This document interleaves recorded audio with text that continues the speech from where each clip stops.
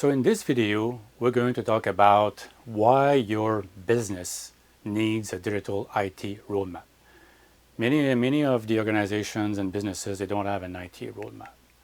And so today we're going to cover, so not having an IT plan, why historically companies are not doing an IT roadmap. What are the 4 key benefits of having an IT roadmap, and what happens if you don't have a roadmap? So, and also how a roadmap should look like once you do one or somebody does it for you. Hi everyone, I'm Steve Johnston, a serial entrepreneur, a virtual CIO in many businesses, and hopefully you're going to like my videos. I'm going to share my tips and my hints for small and business owners. So why historically no IT plan? I mean, in many organizations, the finance department have their budgets. Marketing have their target reach in terms of number of customers or subscriptions or many other things that, and they develop a plan for that. They present the plan. In sales, they have forecasts, they have revenue targets as well in all these things. So, but an IT roadmap hasn't been very popular. Projects are managed project by project, but an IT roadmap includes all of these projects for 2-3 more years if you want to, and you know where you're going. And so what you see here is IT has been seen as most of the time a cost center. Buy PCs, renew the PC every 3 years, buy that number of license, try to save money. So it has been sponsored by CFOs or director of finance or equivalent within the organizations. I think that the way it should be part of the business strategy.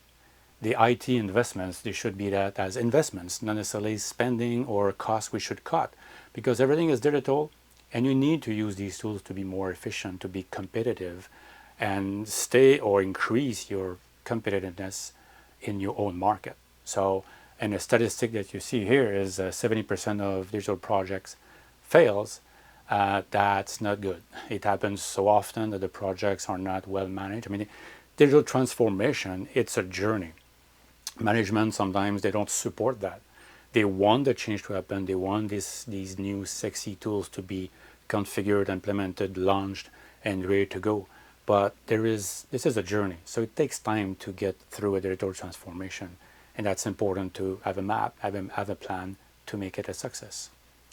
So here I would like to go through a few questions. Very simple questions, but maybe you didn't think about that before today. But would you rebuild your house without a plan? I mean, would you spend all that money and planning all these things without knowing where you're going? I don't think so. I think that a simple analogy makes you thinking that, okay, yes, I could need a plan if I build a house, but why an IT? I should just cut costs. We just covered that a few minutes ago. So just another question related to your business. So do you know all the software and tools and solutions you have in your organization? Do you know how much you're paying for? You may have multiple copies of the same tool, like project management tool, Asana, Trello, Microsoft Planner, like floating around, and you're paying for all of them. You're paying the Office licenses and you're paying for the other licenses because somebody asked for it. You said, oh yes, that's great, I like it. But at the end of the day, you're not saving money. You're spending all that money. Even if they use the tools, you need to support all 3 within the organization. And there is no knowledge sharing. And the IT team is kind of lost and they don't know all of them precisely enough to help the staff to learn it even better. So, and these tools, not necessarily the project management tools, but all the tools, are they talking to each other for the benefit of data sharing? So you don't need to duplicate the work of entering the data in one and the data in another one. They can sync together. Again, if you have a plan, you can plan all these things. And if you have tools that are not talking to each other, they are old tools, you can find a way to replace them or hiring a programmer to make a few changes to connect them together if you have to keep that old tool, or you can upgrade to a newer version from the same vendor. And with all that data flowing around your organizations, either manually, semi-automatically, or automatically, do you gather all that quality data? Do you make sure that you keep that quality data internal or for you for short, mid, or long-term business intelligence? If you do so, you're going to learn a lot. You'll take better decisions, and you know what's happening in your markets, in your organizations, within a few processes you have. So, and again, going back, this one has a link. This question has a link with the second one, where the software tools. If you have too many of the same type, how come the IT team members can support all of them? They can be proficient in all of them and be good teachers or supporter. And you cannot build a knowledge base. It's more complicated because you have so many tools. So please streamline your technology park or tech stack or whatever the terms, all the tools you have, you should streamline that to limit them as much as possible. And did you ask yourself about the adoption rate of these tools within your organization? So did they get enough training? If they got enough training, they will know how to use it. They'll be able to share the knowledge between them, but you need to give training. And on top of everything is the last but not the least, change management. If you don't plan that, you'll get some resistance from even your customers, from your staff, from some of the management team members. That can happen. So having a good way to manage the change help to alleviate the resistance to change and to increase the success of your projects, I should say, which means that your digital transformation overall, which is a bunch of projects all stacked and together to accomplish what you need to do, it would be successful. So 4 key benefits of an IT roadmap. I already mentioned a few in the previous slide, but the success rate of that digital transformation, that's not trivial. I mean, you need to be successful. You're investing money and time and staff's time. You need to get that successful. So having a plan forces you to look at your business from the outside and look at it and say, what are my processes? Are they efficient? Do I have duplication? Repeated tasks, which is almost the same. Are my employees skilled enough to adopt a new tool? Do we have like change management things? What are the tools we have? Are they old? Are they desktop based? Are they SaaS? Is there something we can improve? So stepping back from your business, instead of being in the operations, it forces you to look at it as an observer and see things out. And if you have an issue or a challenge to do that, hire somebody to do it for you and make sure you provide enough data to that person and information for that person or that group to build an IT roadmap for you.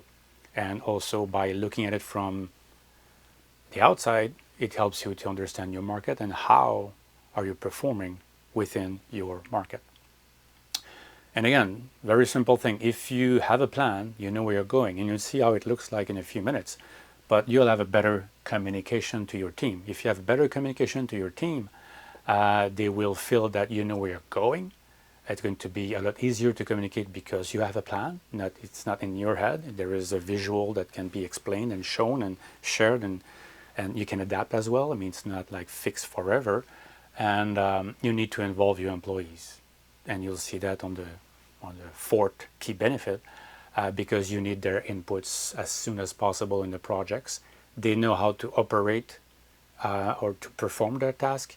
You don't know all of the details they do. And maybe you'll see that they have like very difficult pain points, but you can alleviate and mitigate those pain points by having the right tool and having the right plan, well communicated. If you communicate well and you involve the employees in the process, you're going to show leadership and you'll get results more quickly because the people will follow you and follow the plan that you have developed with them. So, and that's going to increase your adoption rate, which is a key thing as well. And they will share more feedback more openly about this because they want that thing to be successful. They want the digital transformation to be successful within your organization, and they're going to help you to do that. So it's all logical. Improve the employee experience. They'll feel like involved in this. They will like it. And if you have hiccups or any challenges at one point, a launch, configuration, even during the training, I mean, they will understand that because they are part of it. It is not imposed to them. It's going to be part of their own journey as well, their own projects. And they want to make sure that at the end, they will get something that will help them. That's something that is forced to them. And what's going to happen is those people, they will make the changes. They will make the digital transformation, not the technology, and not you alone. It's not because you put tools in the hands of people that it's going to work. So this is something that obviously that we need to look at. So moving to what happens if you don't. If you don't have a clear strategy, you have no leadership, no success. If you don't have a plan, you cannot have phases. You don't know where you're going. You're going to project, and you don't know how they fit together. So you cannot have this phased approach that I promote. And it means if you don't have phase, you don't have pauses. If you don't have pauses, you have the staff doesn't have time to learn, and obviously you don't plan for training because you don't know when it's going to happen. So you don't know. You don't have any plan. So, and what it means, no adoption because of full resistance to the new thing. They don't know how to use it. They don't feel you know where you're going. No success. So if you don't plan any change management, you won't get the participation that you would like to get, and you'll try to figure out how come. It's a nice and sexy new tool, so how come they don't use it? It looks nice. That should do the job. That's what my cousin told me. And eventually you're going to lose to the competition, waste money, and even more. So no progress. And you're going to lose to your competitors because they're going to move toward new tools because everything is digital now. And hopefully you won't join the infamous group of 70% of digital transformation failing. So what a plan should have and look like. So it is a short video. I can do more videos about these things like step by step. But in this case, you need to have an ecosystem of the tools you have today. You can start to build just a list of things. And from that list, you can build this ecosystem. If there are integration, if it's not integrated, you'll see that you won't get arrows. You won't get these things connected to each other. And the other thing you need to know is the phases. So you need to build this high-level Gantt chart that will help you to understand the project, how you can have projects being implemented and or configured in parallel because it's two different vendors, two different teams, and you have a good project manager who can take care of these two projects, example. And you can start other projects in parallel to gather information, gather feedback, and make some tests. So if we look at it more closely, in that case, this is a vanilla version where it's a bunch of system solutions, not the detailed of all of them. And if you look at the Gantt chart, you see like 5 swim lanes in that case.